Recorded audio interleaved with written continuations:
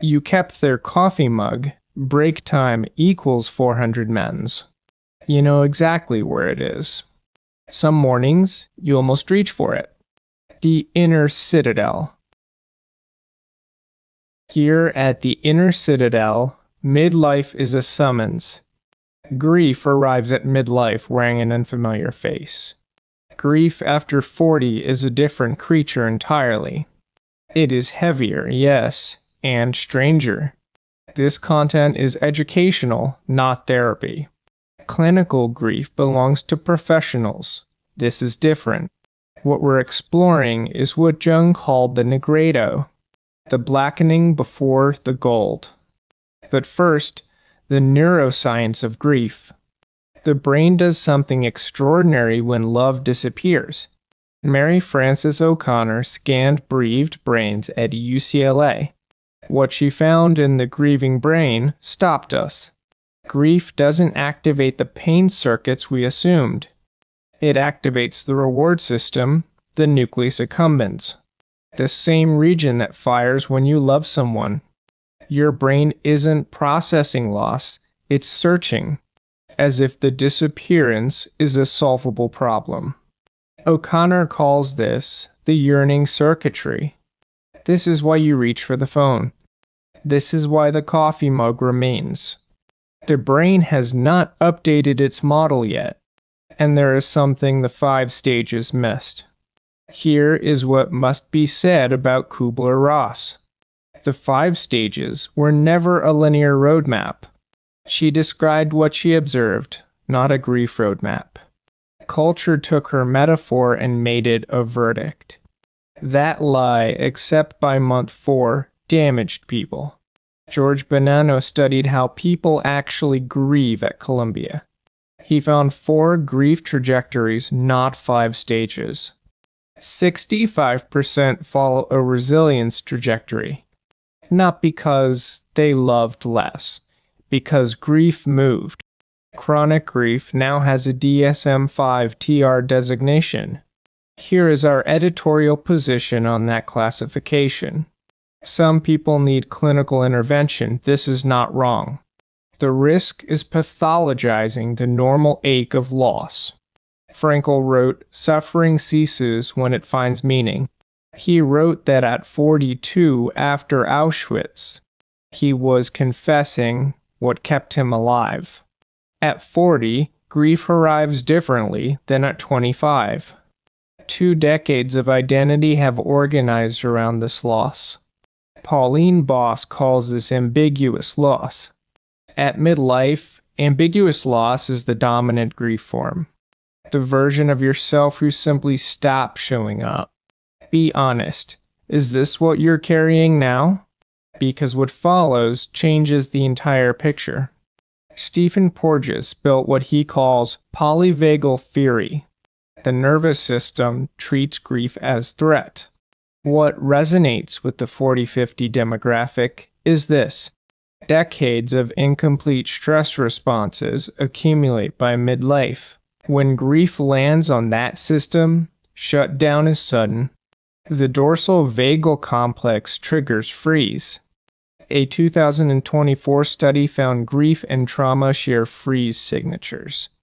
Medicating the stillness may interrupt what could complete it. We are not advising against medication, noting complexity. The evidence is more complicated than grief culture suggests. The body needs safety, not suppression, to complete. What creates that safety? That is the question. And what Jung understood before neuroscience could measure it. John Vervaeke calls midlife grief a relevance realization collapse. The organizing principle that made your world legible is gone. Everything becomes not meaningless, but unreadable. You remember when MTV still played music. A decade of assumptions now invalidated by one loss. Mainstream grief hands you a pamphlet with 5 stages, none of which reaches where grief lives at 40. Because at 40, grief is architectural. Neuroscience, Jung, Stoicism, converging on the same truth. Jung wrote this at 62 after his shadow work. He wasn't theorizing the dark night, he was confessing.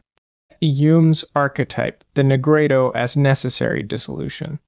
The blackening, the decomposition, the death of what was.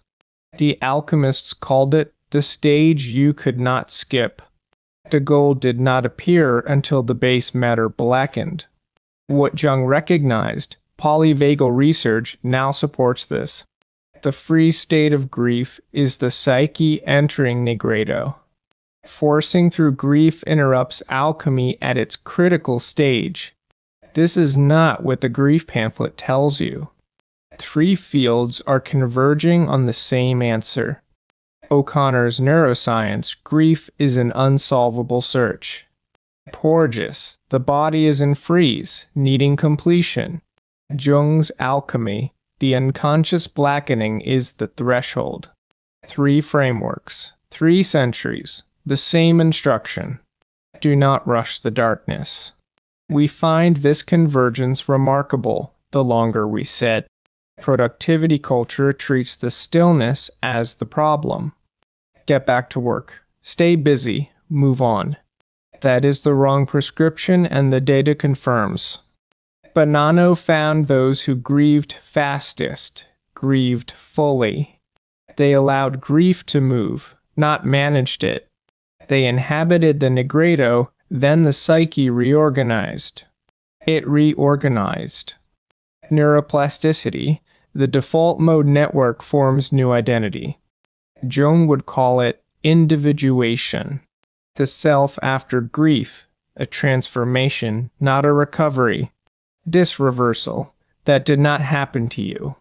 It happened through you. Those who describe grief as transformative share one feature. They found a frame for their suffering. Not a reason. Frames and reasons are different. A frame says, I can hold this without being destroyed. The Stoic prosos, precise attention to what is present. Marcus Aurelius returns again and again to one question. Not, why did this happen? But what is this asking? The question you ask shapes the neural paths grief takes. There is a practice that changes the question. What follows is the most honest distillation we've managed. Your grief and the question it is asking. There's an anonymized case we return to often.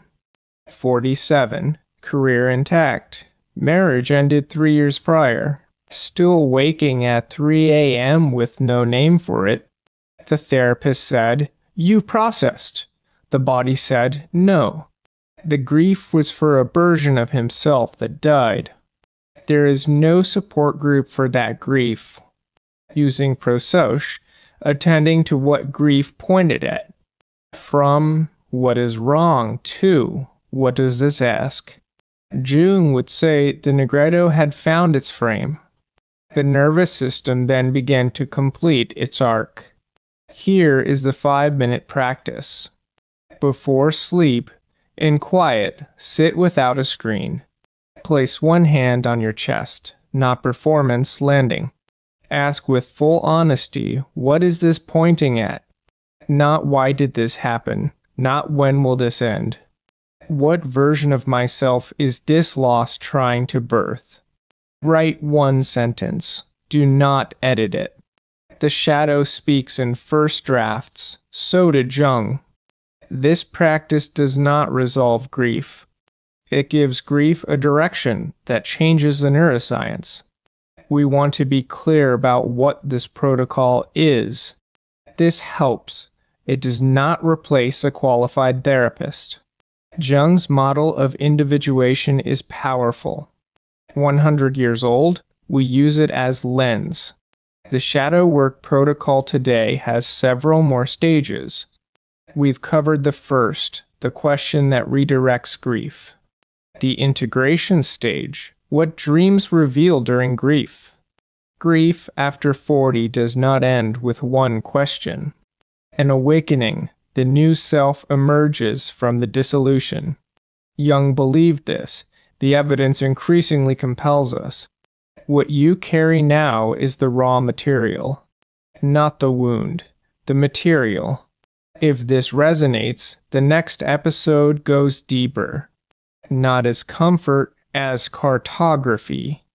At the Inner Citadel, we earn the right to speak. We are grateful you are here for this one. Tonight, the question, what is this grief pointing at? Write one sentence. Do not censor it. The shadow speaks in first drafts. Full breakdown pinned in the comments.